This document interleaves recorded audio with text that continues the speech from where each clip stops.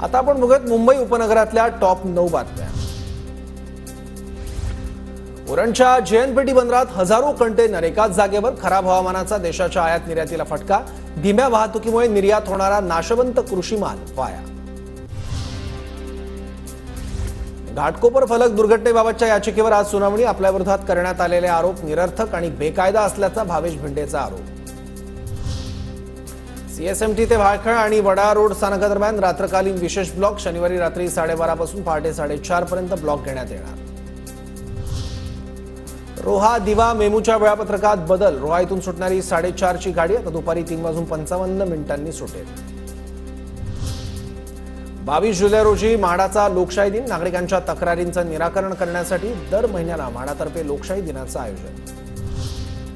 मुंबईतील फेरीवाला समितीत महिलांसाठी आरक्षण ठेवण्यात येणार, महिला फेरीवाल्यांनाही प्रतिनिधित्व मिळणार। 32,000 फेरीवाल्यांमधून 64 सदस्यांची निवड होणार। सैन्य दलात भरतीचा आमिष दाखवून 9 बेरोजगार तरुणांची 46 लाखांची फसवणूक, डोंबिवलीच्या मानपाडा पोलीस ठाण्यात गुन्हा दाखल। राज्यातील शासकीय आणि खासगी रुग्णालयात इंटर्नशिप करणाऱ्या डॉक्टरांना आता 18,000 मानधन मिळणार।